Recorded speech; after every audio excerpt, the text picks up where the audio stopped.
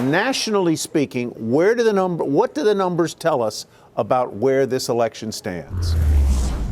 What you're looking at here, this is the average of all of the national polls that are out there right now. Obviously a close race. I think we all know that. We expect that to continue. But I think what's important to note here is you see Donald Trump in the average is leading Biden by 1.1 points nationally.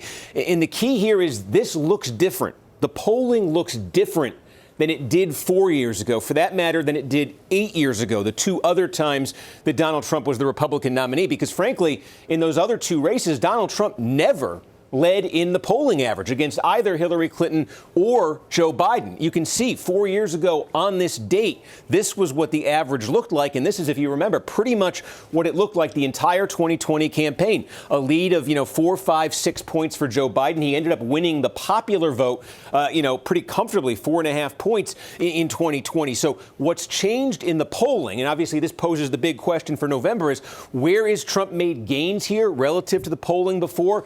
It's coming from some surprise places, just given sort of the history of all of this. Donald Trump has made gains with non-white voters, with Hispanic voters in particular.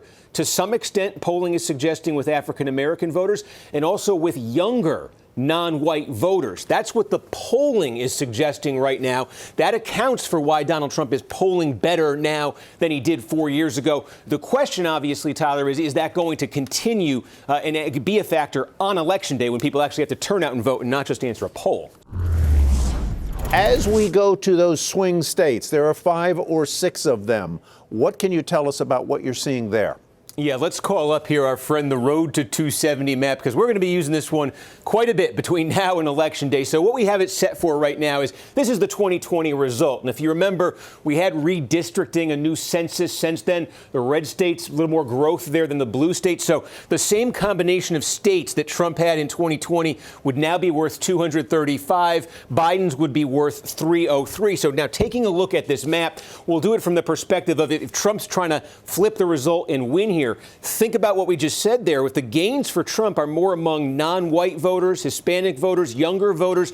And you look at some of these states, and actually the Biden states that Trump seems best positioned in would be Georgia, a more diverse state with a younger, more of a group of young non-white voters. So 16 electoral votes. Actually, the polling is suggesting Trump, of all the states he's trying to flip, may be in better position in Georgia than almost any other state. The other one that comes to mind, again, same reason, non-white voters, Arizona. And this was a 10,000 vote state in 2020. And if Trump just flips those two, suddenly he's knocking on the door. The other one here, Nevada, again, large working class white population and Hispanic population. The polling's been good there for Trump as well. Those three are probably his best prospects on the board. But you see, they would get him to the cusp of victory, but not to victory. And so the key for Biden here is if Biden is going to give up these three, that's a big if, but these are the three I think most likely for Biden to give up. It makes it that much more important for him to win the 3 Midwest states, the Great Lakes states that he flipped in 2020. That is Wisconsin,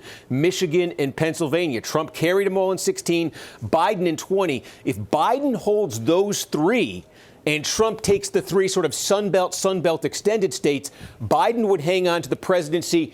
Although we do have to flag the one thing here. You see the bars. This is Nebraska. They give out the electoral votes by congressional district. There is one congressional district around Omaha that Joe Biden carried in 2020. It may be in play here in 2024. And if Trump ever flipped that district in Nebraska, then this would become, the map I'm showing you would become 269 to 269. It is that electoral college tie scenario we talk about every 4 years, never happens, but that's all it would take this year.